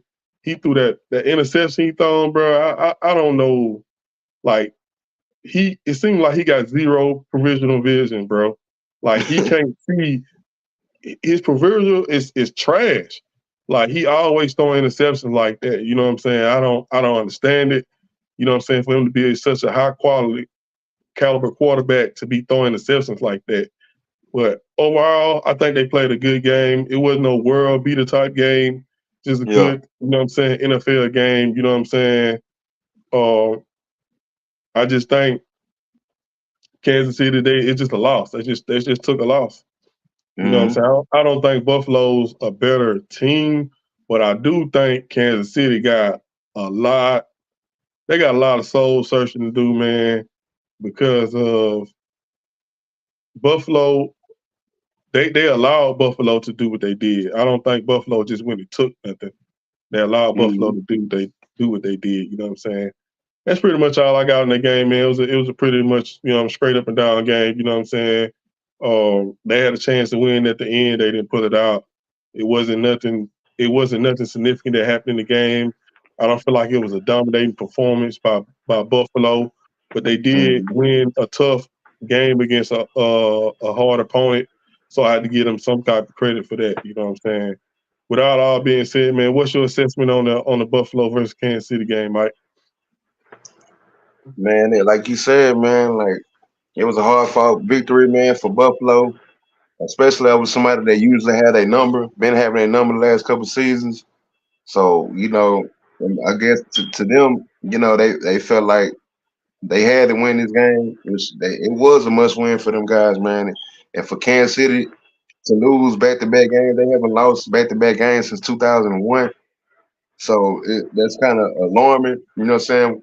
But at the same time, I don't see it at the sky falling for them guys or nothing like that. But it is concerning what the Chiefs been going through. The offensive woes they've been going through, and basically like them, they playing mediocre, offensive football, man. And Pat Mahomes, like you said, he was outraged and got into going at the referees and stuff like that. But I really think they really had that this reaching a border point. The frustration is a border point from what they've been going through all season. I don't really think it had necessarily to do with that one call. I just think that just come from all season, from all the frustration and all the ridicule and scrutiny they've been going through, man. I think it just boiled over at a point and the way he just got out of character, man, and tried to lash out against the referee. Yeah, he was doing a lot, man. I couldn't really understand why he was so frustrated either, man, because you can see clearly as day, man, Kadarius Toney was over the line, man. So it ain't like, they made a mistake or nothing like that, because that was the right call. Bro lined up outside. should they alerted them, let them know what was going on? I'm they could have, but at the same time, your guy stepped over. He was lined up outside, bro. So at the end of the day, it was a mental mistake by them guys, bro. So you can't be mad at the referee for y'all guys making a mental mistake, bro. You know what I'm saying? So that ain't the referee fault. That was just y'all fault for not, lining up right, bro. So hey, man, I don't really got no flag back. You know what I'm saying on that. But at the same time, Buffalo came through. They did what they supposed to do. They got the victory, man. Like I say, they look like Buffalo regaining his form right now. James Cook has been playing amazing for them guys the last couple of games. He's been the focal point on their offense, making them more balanced. Like what Buffalo been missing the last couple of years. He providing a different element for them guys, man, and not just being self-dependent on Stephon Diggs and them guys like that. So he's really opening their offense right now. That's what they need going forward.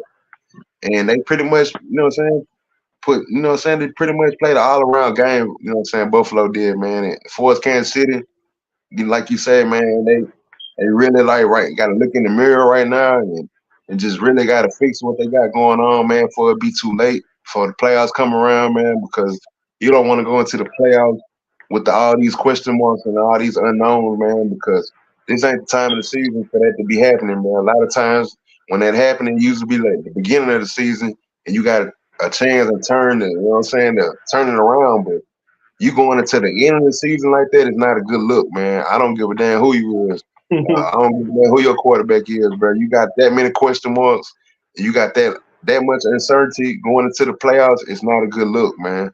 I don't care about Andy Reid or this and that and the third, bro. Because y'all need to get this shit right, man, before the playoffs come, bro. Because when them playoffs come, all them teams gonna be locked in and trying to do what y'all can't. What y'all been exposed to, bro. So it's not gonna be looking good, man, going forward, bro. So they got a lot of stuff they got to clean up. I ain't losing faith in Patrick Mahomes and Andy Reid and nothing like that. But they got to look in the mirror, man, and really, clean some things up, man. Man, what you got on that situation, Dennis, man, that game earlier today? What's your whole assessment on the whole Kansas City versus Bills game? It was a solid game, man. I'm gonna give the Bills a little credit, man. It seems like they've been watching, you know what I'm saying, the show too, man. Cause the last 2 or 3 weeks, man, they've been running, you know what I'm saying, on the ball, you know what I'm saying, better than ever, man, like more than ever. So, man, I don't know where that came from, you know what I'm saying, but that's what been getting them to in these better spots, you know what I'm saying, to win these tough games, man. Josh Allen threw the ball 42 times, which is kind of low for him, you know. Usually we see him around 50 and 60. I'd rather see him around 30 personally, but I think they gonna get it down, you know what I'm saying, and eventually, man, probably take a little pressure off of him, man. I feel like he's a decent QB, but they probably putting too much on him at times as well, man. But yeah, man, the Bills, they defense played ball, man. Von Miller played the best game he probably played this season, and they was getting pressure, man, and him and Leonard Floyd, and they was you know what I'm saying, making it hard on old Pat, man, and the Chiefs. They ran the ball well, man. Hillel, you know what I'm saying, he came in for Pacheco. He made a few plays. Kelsey, he made a few plays when he could. But it's just like it's been the last couple weeks, man. It just hasn't been enough, man. And I'm not, well, you can make a lot out of what happened on the sideline with Patrick Mahomes, man. I just look at it like he will call him for help, man. Like you said, like he frustrated about everything that been going on, man. Like the Rails are on eating. They got holes last week in Green Bay. The week before that, Valdez Scanlon dropped the TD, you know what I'm saying? And that probably would have won them the game. So it's like they always right there at the end, and then something, either one of those receivers, you know what I'm saying, or somebody, or the refs, you know what I'm saying, let them down, and it's all that, man. Now, what happened tonight, man? Honestly, I don't think that was directed at the refs, man. I honestly think that was towards his own team, man, and mainly those receivers, man. That the why, you know what I'm saying, receiving core, you know what I'm saying, especially Kadarius Toney, man, because it seems like every time they give him, you know what I'm saying, him a shot, man, he blow it like every single time, man. And I hate to say that, man. I know he a hometown guy, man, but God, hey, man. You gotta, know what I'm saying? Like, man, you gotta, like, you playing with You the gotta be best people better. in the You just world, gotta man. be better, man. Yeah, you gotta go, you know what I'm saying? Opportunity, man. You gotta make it happen, man. So, hey, man, hopefully, you know what I'm saying, the Chiefs can fix it, man. Right now, he's looking grim because you can't be, you know what I'm saying, these type of spots and these games go like this, man, with just these small unforced error, man. Just and he just it seemed like he was focused, man. Like every time, man. I think Pat, man, it was just really crying out for help, man. And I don't think he's anything bad on his part, man. We heard people, you know what I'm saying, love, you know what I'm saying, Brady on for years for doing that. Oh, he's Psycho Tom. So, you know what I'm saying, Pat, you know what I'm saying, I don't not gonna play it out, man. He's just rare, you know what I'm saying, to see him show that kind of emotion, but. You know what I'm saying? That's all. I don't think he's bad or anything. He's just rare, and that's why it kind of taking people aback. Yeah, man. It ain't take me back because if you got any type of if you have any type of competitive nature in you, bro, that that's in you. So you know what I'm saying? We be knowing what this type of stuff be about, man. Bro just want to win. You made a great point, Dennis, man. You made me think about it deeper than what I was thinking about it. Bro is calling out for help. You know what I'm saying? when you actually do everything, man, and you have all that on your shoulders, and you losing games because of refs, and you barely pulling games out by the skin of your teeth, bro. That junk take a toll on you, bro. At some point, you know what I'm saying? A person like Pat Mahomes, he showed that he human. So I ain't too mad about what he did and what he was going through. Like I said, he was just so passionate about what was going on. Now, I researched everything for about 20 minutes, bro, and I couldn't find nothing to say anything different than what the refs called. So, like you said, Dennis, man, that makes a lot of sense, bro. Just calling out for help, man. So, like I said, it was a hell of a game, man. You can't win them all. You know what I'm saying? Like you said, Dennis, got to give Buffalo a little credit, man, from the standpoint of they starting to hit. You know what I'm saying? They going into fifth gear. So, excuse me, they going into fifth gear and they going into fifth gear at the right part of the season. You know what I'm saying? And Mahomes and them starting to idle down. So it's always a tale of two seasons, man. With all that said, you know what I'm saying? I still think Mahomes and them will get together and end up in a conference championship. You know what I'm saying? So we're gonna leave that at that, man. We're gonna fly it over to your boys, Mike. You know what I'm saying? Ravens. Big trust. It's with the Ravens, man. It's I don't know what to call it, man. But y'all just always, I guess, put yourself in a situation, man, to where it makes the game harder than what it should be. You know what I'm saying? I bet on a lot of these games this week. I always bet on a lot of games every week. And one thing I know about the Ravens is that you got to watch the game from the beginning to the end. You the first quarter it'd be 14-0, bro, and you feel like, well, I can start focusing and looking at this other game, bro. You flip it back to the Ravens game, man, and score 21-21. You know what I'm saying? It's their style of play, man.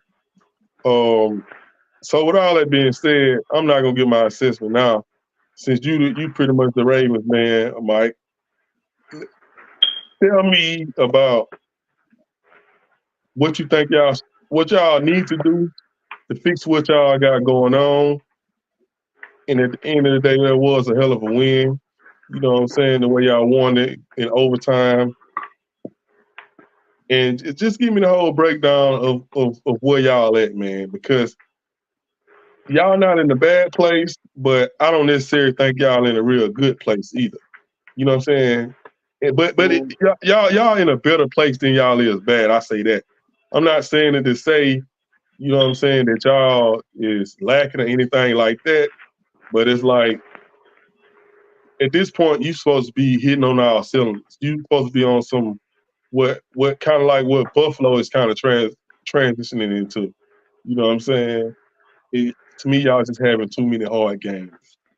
Like I said, that's kind of my little small assessment on that. Give me the whole breakdown of who the Ravens is and where y'all need to be in the next coming up weeks, Mike. Man, me personally, I like where we at, man. I think we're exactly where we're supposed to be at. 10-3, you know what I'm saying? 10 sitting on top of AFC right now. And we finna go through a gauntlet right now, man. You know what I'm saying? With these next 4 games, we playing all playoff caliber teams, starting with Jacksonville next week on Sunday night. And then we play the 49ers, then we play the Dolphins, and then we end the season with Pittsburgh, bro. So every game, you know what I'm saying, pretty much you might get it's gonna be just like this, man. You know what I'm saying? I'm not really looking for them to dominate teams from here on out because the teams that we playing are great teams. Even the Rams, even the Rams, the record don't show it, but the Rams are a good team. You know what I'm saying? They've been winning. To be honest, the record do show it because the Rams is 6-6. Yeah, they done won their last 3 games, and they've been kind of rolling on offense. You know what I'm saying? So I expect them. I expect us, you know what I'm saying, to be in a dogfight with them guys, and that's exactly what they gave us, man. They gave us everything, man, and it was a dogfight pretty much all game, bro. Like, you know, like we were going back and forth all game.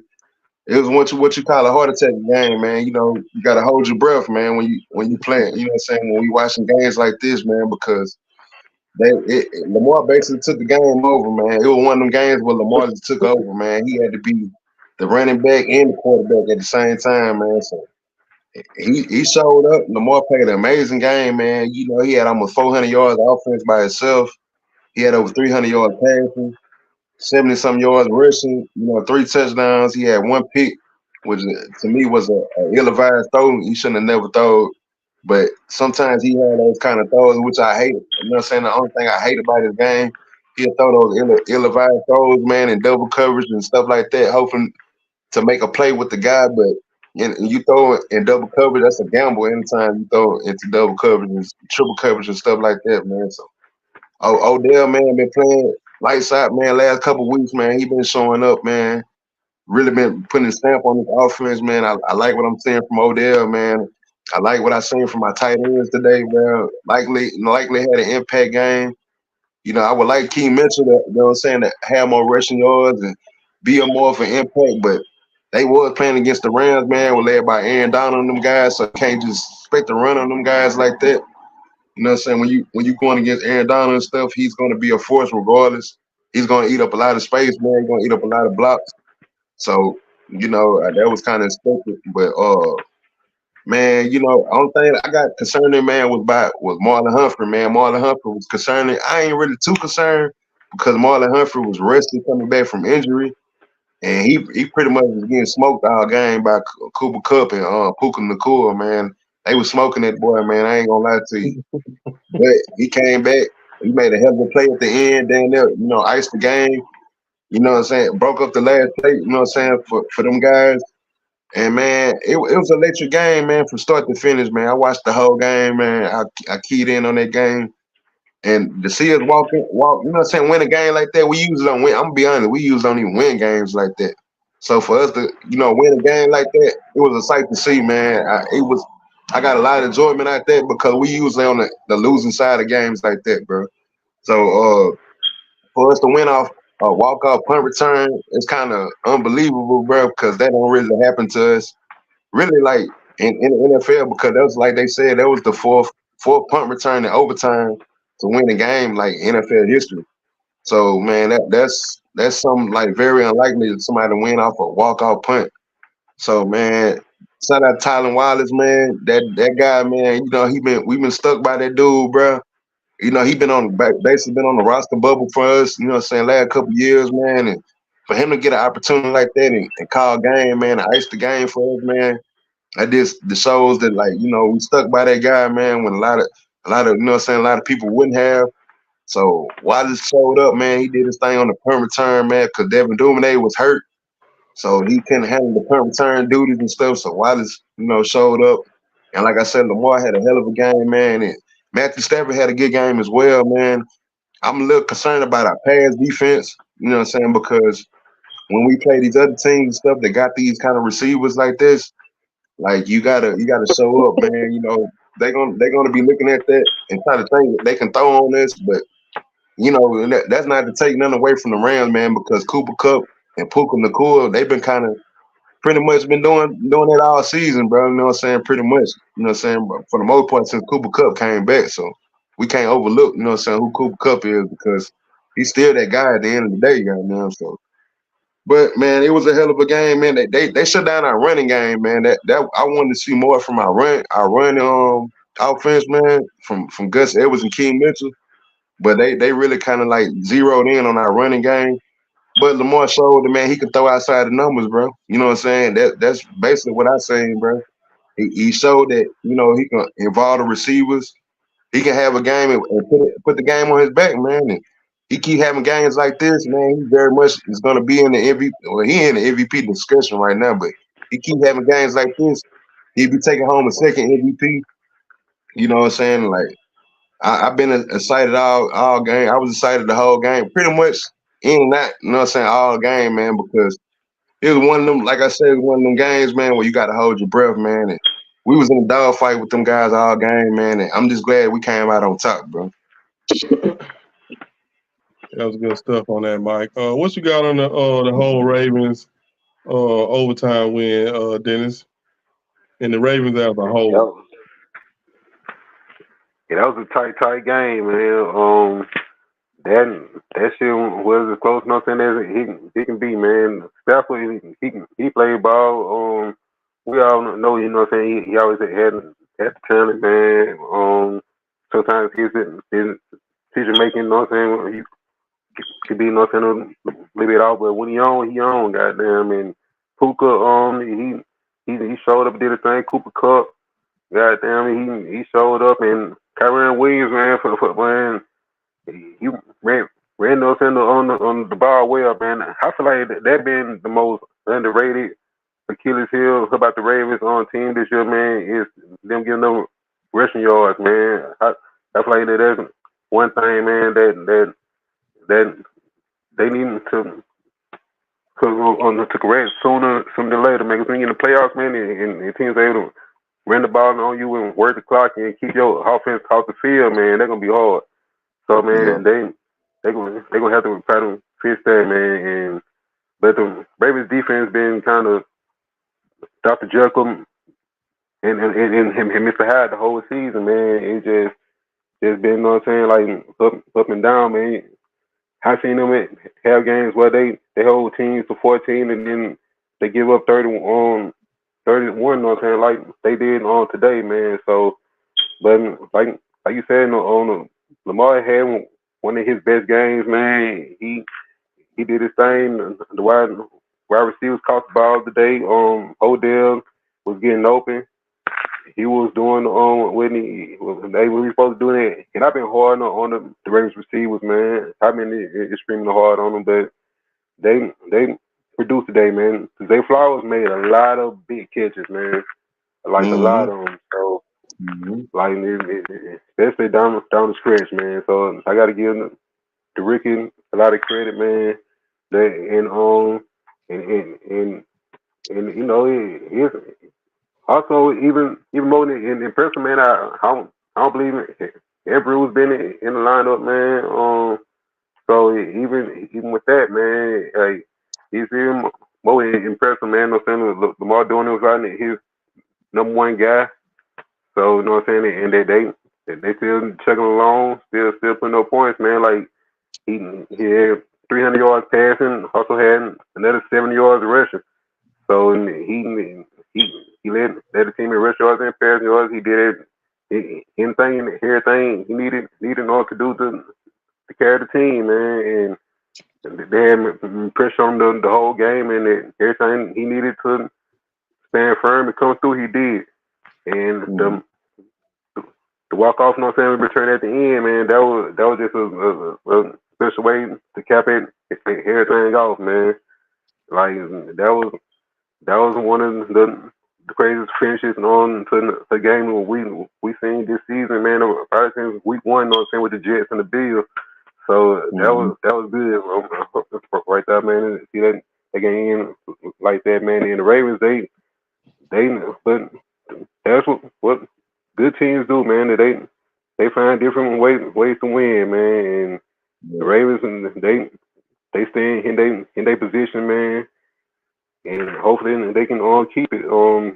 I think Miami's still right there. They got a game on tomorrow night, and man, here's looking like right now, man, it's gonna be a 2-team race out of them and the Dolphins, man, and it's gonna be you know what I'm saying, a tough one. It's gonna be a tough one because I think the Dolphins they actually in they final form now, man. They haven't been really fully whole, man, this season, man. But last week, you know what I'm saying, we seen them. You know, they got high chain back.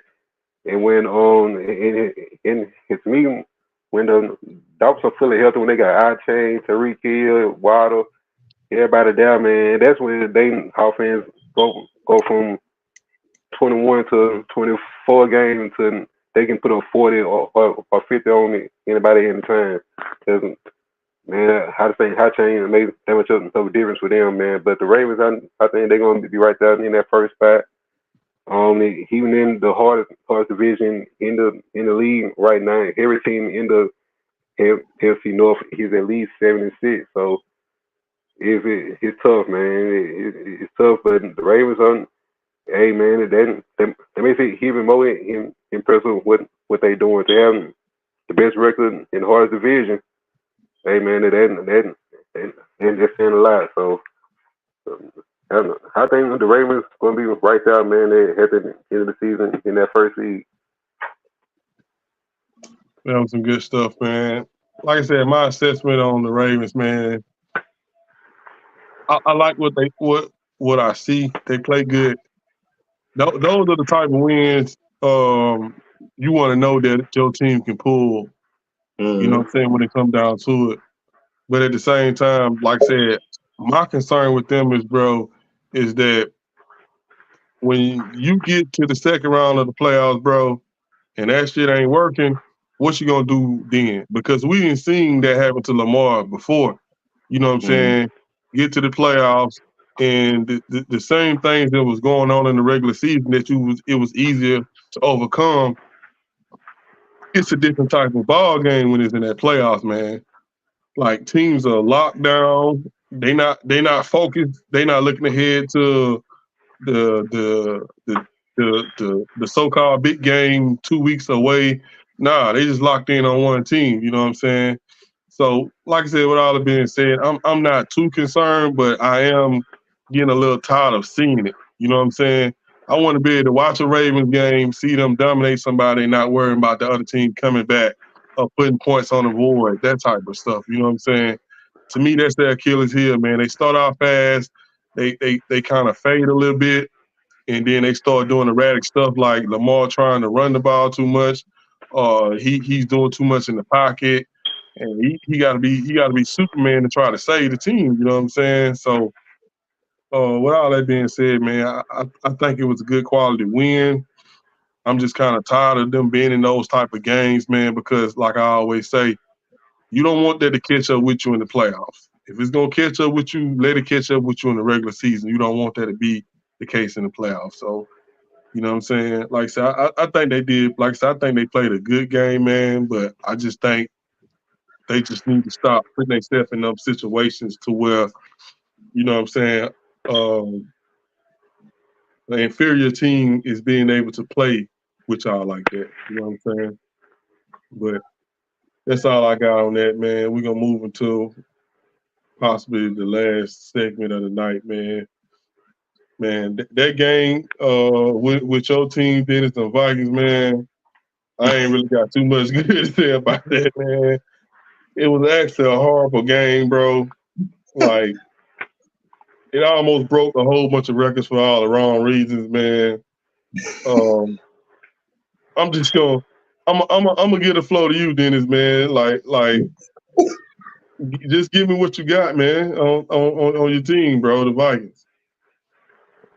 And the Vikings put forth a historic performance today.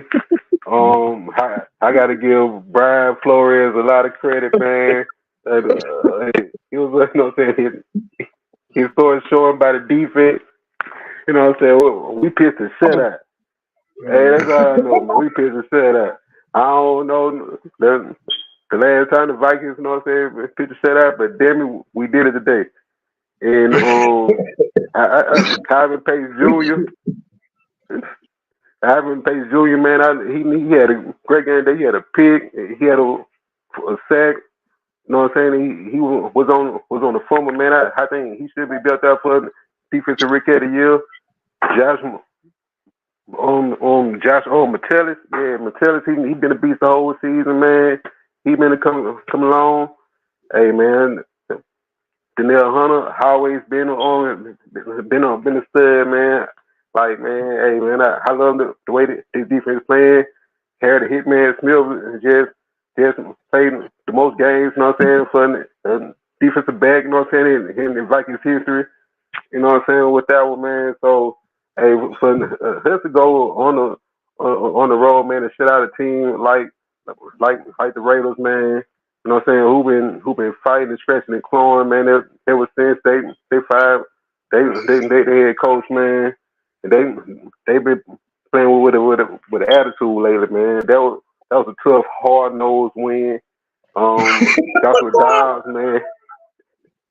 I don't know what we're going to do with Dobbs. Man, but Joshua Dobbs, man, hey, man, he got the boot today, man. He got put on the bench the last couple of drives. Nick Mullins came in and led the charge at the end of the game. TJ Hawkinson came up, you know what I'm saying, with some big clutch catches, man. One of those was off a tip, man, you know, so I knew, you know what I'm saying, we had him space on the outside, you know what I'm saying, to get that field goal. Greg Joseph, he had a 4-9 yard attempt early in the game that he missed, and I thought we were gonna be done from that, but that defense, like I said, they put on a historic performance.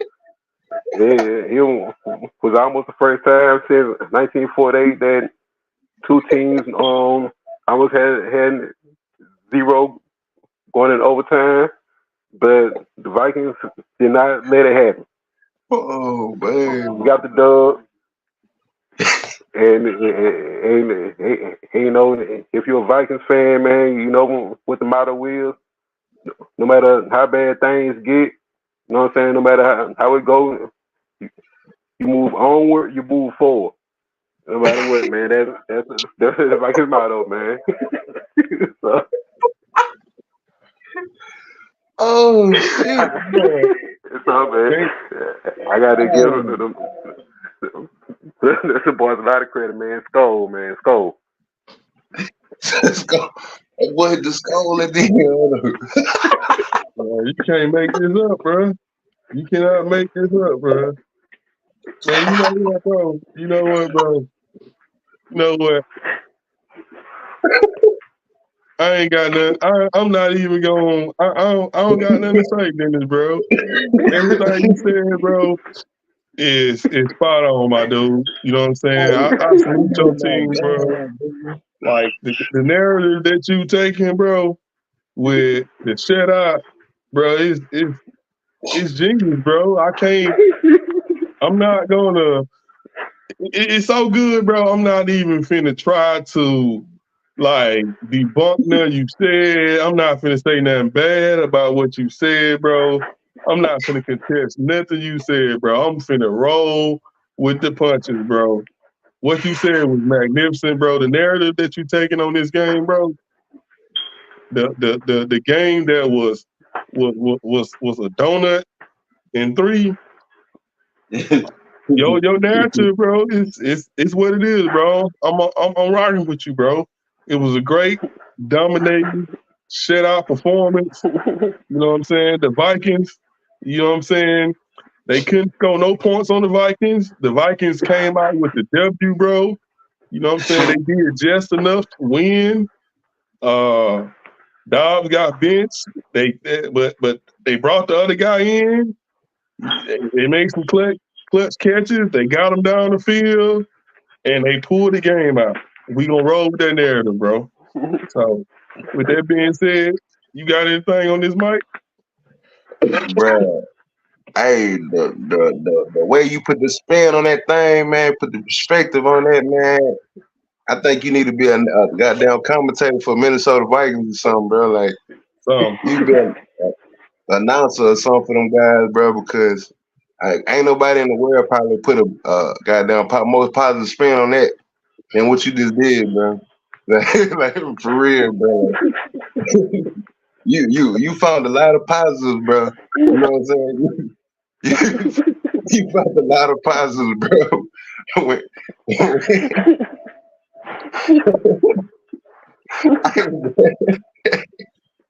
Hey, that was a hell of an assessment, bro. I ain't even gonna lie to you, bro.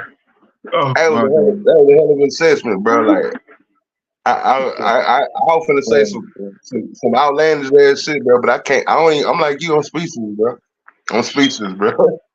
I'm speechless, bro. The only thing I probably could say is I just hope Justin Jefferson come back, bro, because you know that was kind of sad to see that boy come back just get hurt again, bro. So I'm a fan of Justin Jefferson, JJ, man. So I hope for a speedy recovery for that guy, man. But other than that, nah, bro. Dennis nailed it, bro. He nailed it. Oh man. With that being said, bro, the last topic that we gonna get into, man, before we get out of this thing, bro. Dub's a dub, man. Oh my goodness, bro. Oh, bro. No matter if it's 3 or nothing than that, man. A dub's a dub, huh? A dub is a dub, bro. Like I said, bro.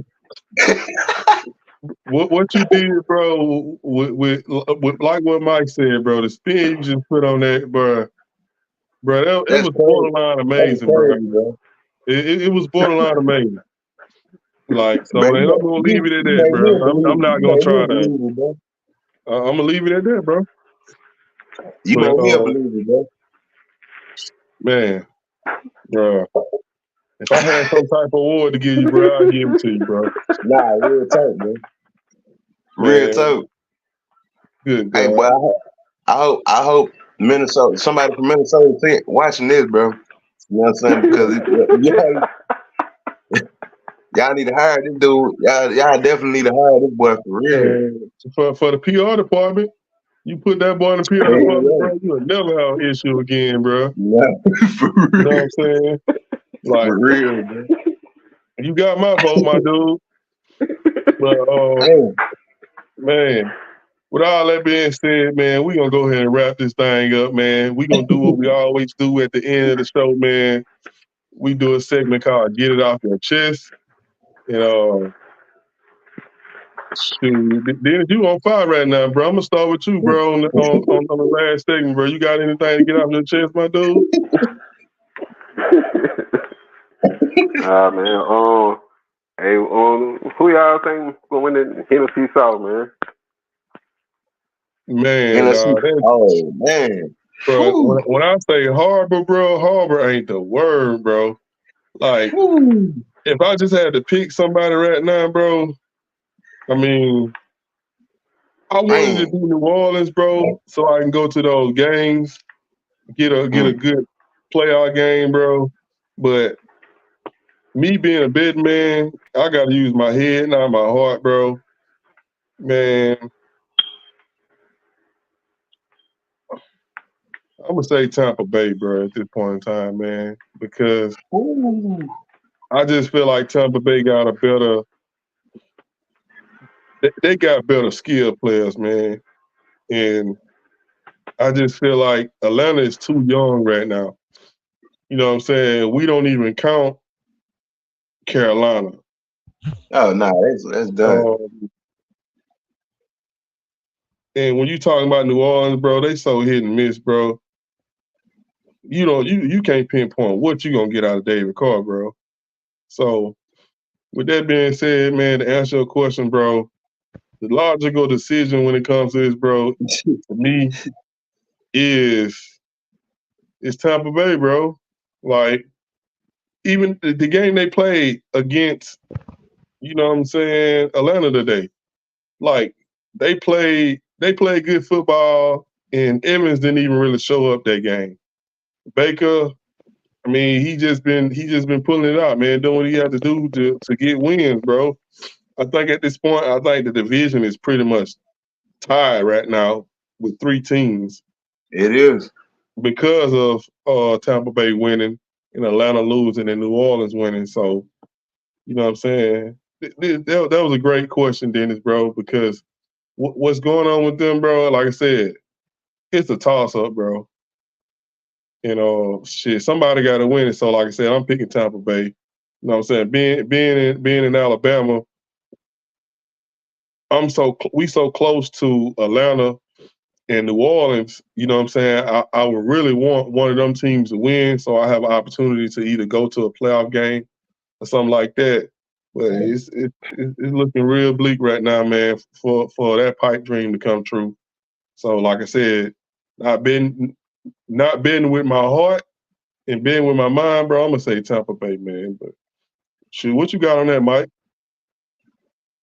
Man, you can find a goddamn crappier division than what we got going on for us, the NFC South, man. But if I would have had my picks and chooses, man, I'm gonna give respectfully. I'm gonna say Atlanta, man. I'm gonna say Atlanta.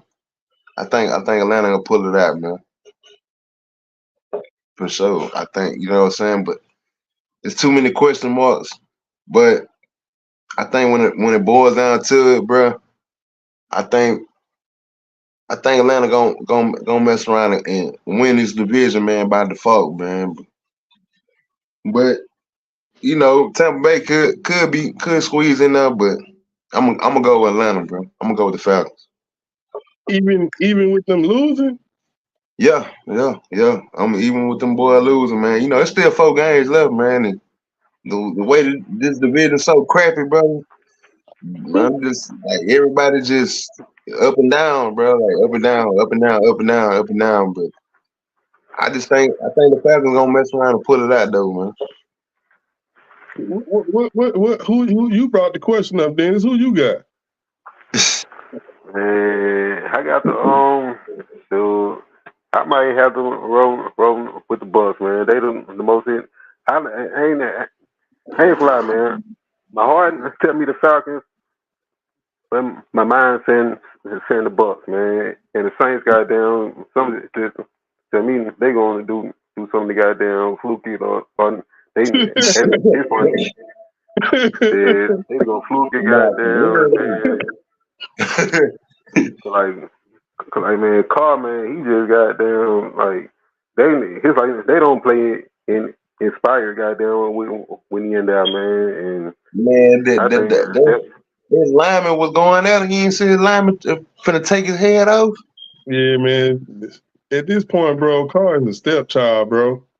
Like that's the whole thing with him, bro. He a stepchild, bro, and they treat him as such. It's like he can't do nothing wrong, bro. It's like I don't know, bro. Like yeah, like Dennis said, bro. You said a great point, bro. Carr gonna fluke it off, bro. Yeah, Like for real. you know, Alex, she a big New Orleans Saints fan, bro, and when she be on the patio watching the game, and I be in the inside. And it's the broadcast is faster in the inside than it is on the outside. So when I be seeing plays, bro, I go to the glass, bro, and look at her and just wait on her just to get disappointed, bro. And you talking about a sight to see, bro? It's some crazy junk, man. But yeah, man. Like I said, I just yeah, man. I'm gonna go with the best educated guess, bro, and it's gonna be Tampa Bay. You know what I'm saying? What you got to get off your chest, Mike? Man, even though them boys lost today, man, it was a great sight to see that boy Bronny James, man, make his debut. You know what I'm saying? And, you know, even though he didn't make an impact on the game, man, just to see where he came from and, you know, the injury, the medical scare that he had, man. So to see that guy back on the court, man, just playing basketball, man, was a sight to see, man. I hope to see more great things come moving forward with Bronny and stuff, but it was a good sight to see Bronny out there, man, after that medical scare he had, man. Yeah, that was a good deal. You know what I'm saying? Me, what I got to get off my chest is pretty much that boy Joe Flacco, man. They Oh said yeah. Joe Flacco was So somewhere on the beach chilling, bro, and they hit yeah. bro up, and man, he looking like the Ravens championship Joe Flacco, man. Hey, Like y'all laughed at me, bro, when I told you. Y'all laughed at me, bro. Y'all laughed at me when I said this, bro. Y'all I laughed can't at me. look. You right, bro. You know what I'm saying? And it's still time. It still got some time to laugh at you too. It ain't, you know what I'm saying? It's still some time left, so don't get too high on that horse. But Hey, the man came out the couch, man. like you said though, bro, I got to give him some type of props, bro. You know what I'm saying? Coming in and solidifying himself last week as a starter, and then coming in this week, man, and then having you know what I'm saying, a good performance. Not necessarily dominating, but it was a good performance Yeah, from yeah. somebody, like you said, Mike, just came from a couch, bro. I got to give him a lot of props for what he did, bro. You know what I'm saying? It was actually good to see, bro, him willing and dealing. You know what I'm saying? Running the offense in they ran the offense in a sense to where they didn't put him in too many bad positions, bro. They always Right. kept him in a situation where he had to get short yardage. They didn't put him in a situation where he had to get 3rd and 14 or some crazy jump. They kept Right. the ball in front so he can be able to perform and do what they brought him there for, man. So, you know what I'm saying? That's what I had to get out of my chest. That, you know what I'm saying, Flacco played a really good game, man. You know.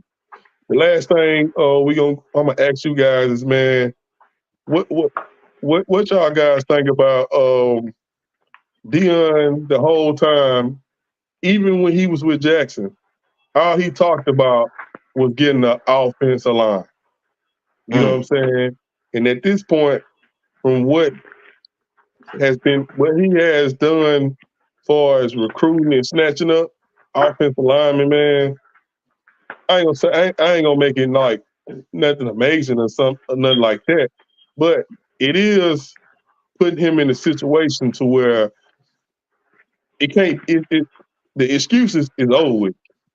You know what I'm Yeah. saying? The excuse is over with. I'm happy to see him get those players, but I'm also looking forward to see how the team is going to perform with those players, because at this point, you know what I'm saying? Like I said, Deion Sanders has been talking about getting people used to ask him about him playing, you know what I'm saying, the Power 5 teams. And he always said it wasn't a good decision to take his team and get their head beat in because they wasn't big enough up front.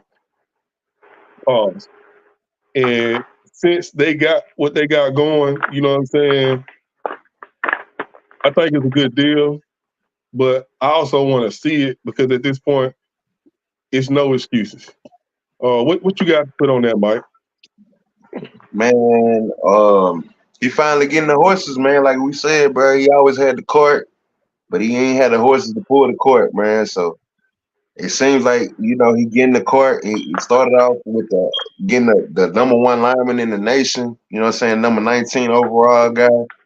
That was big time, man, to get the number one lineman in the nation, man, to come there and to get 4 transfers. You know what I'm saying? 4 starters from other teams that come to Colorado, man, and basically, man, show up that offensive line, man. This is what we've been preaching about all year, man. We've seen how crap they probably arguably put together one of the worst line in college, bro. So you can't do nothing but get better, bro. You know what I'm saying? Because that what y'all put together, man, was crappy as hell, bro. Don't get no better. I mean, they couldn't block, they couldn't stop a cold, bro. Like they couldn't block nobody, bro. So they putting the right, you know what I'm saying, people up place, showing up their line, man, and they getting a new offensive line coach. You know what I'm saying? They new offensive line coach is a former NFL lineman as well, Phil Lowhart.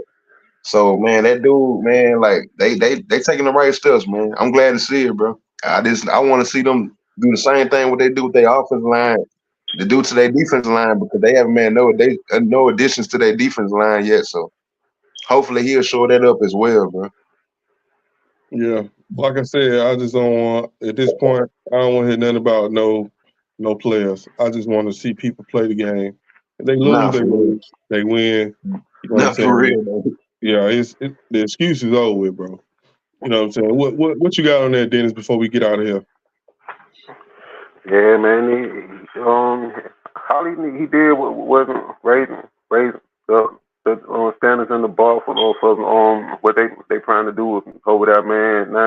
Now he talking about we gonna be in the playoffs. So hey, man, he gonna eventually have started cashing some of these checks. You know what I'm saying? He been right, man. So that's all I'm waiting on him for him to do, man. Like he getting the players to protect Shador in the pocket, man. Now I do believe Shador can have a problem with holding the ball too long at times too. So he can't always put that on the line as well, man. But like like I said, man, he's no more excuses, man. Like you got to put up a shut up nine. Ain't nobody gonna feel bad for you. Oh yeah, they only won one game last season. You said playoffs, so now that's y'all bought. That's y'all expectation to be in the top 12. And then if y'all not, then it wasn't a good season, man. And I don't like, man. I seen the clip earlier, man. Colin Cowherd saying Colorado goes 500. That's a good season. That's a successful season for Colorado. Man, it ain't, man, because people get Colorado won the championship in like 1990. I believe so. It's possible, you know what I'm saying, to do it. That it can be done, and nobody even remembers that coach name. So you get a coach, you know what I'm saying, like you know what I'm saying, Dion in there, man, and people trying to ease up these expectations on it, because you know what I'm saying, we know what Dion brings in for all these you know what I'm saying, TV networks and everything else, man. But he just got to know what I'm saying, produce, man. I'm honestly tired of, you know what I'm saying, all the talking, man, all the trying to seem cool, man, all that for the culture stuff, man. I'm honestly, man, I'm fed up with it. I just want to see results, man. At this point, if Dion don't show any kind of results, man, any kind of production, man, then to me, he's all, you know what I'm saying, he's all a show, man. Yeah, I'm in agreement with a lot of what you said, Dennis, because it's coming out his mouth. This ain't no expectations that we putting on him. These are the expectations he's putting on himself. You know what I'm saying? So I'm not gonna go as far as saying that if he don't make the playoffs, he's a bust. But if he's not in the conversation, like throughout the year, then that's when I'm gonna have something to say. You know what I'm saying? Yeah. My expectations is eight wins, man, and beating a top 10 team. If he do that, man, that's actually building on to what's going on. I can actually see his vision. If another 5 or 6 seasons, I can't see your vision at this point because it goes back to what you said, Dennis. At this point, it's capped. You know what I'm saying? All you doing is selling tickets and getting players to come there. So the expectation is already has been set, and they've been set by him. So with that being said, you know what I'm saying? That's what I got on that. Y'all boys got anything else before we get out of here? Man, I know we gave old buddy a lot of flack, man, but hats off to that guy Zach Wilson, man. He had a hell of a game today, man. He's still trash to me, bro, but for him to go now come back, to come back from being demoted like that and come Yeah. back to show what he did, man, I gotta give that guy some kind of credit, bro. So this is the credit. It might be the only time he gets some credit, but shit, gotta give him something, goddamn. So hats off to Zach Wilson playing a hell of a game today, man. Yeah, I had them winning. You know what I'm saying? They always play good against so-called good quarterbacks. So especially that Yeah. defense. So I did have them winning today. It was a good win for him. It was a good bounce back from being demoted to putting back in play. And that's the thing with him, bro. He shows that he's capable, and then other games he shows he's not capable. That's So it's why I like, say give him a credit, but it's gonna be a small credit, man. yeah, you're right. You're right. Shit, Give this him might never happen again for your boy. yeah, it might be the only time you ever hear saying this, goddamn. Yeah. So you got anything else, Dennis, man? You want to get out before we get out of here?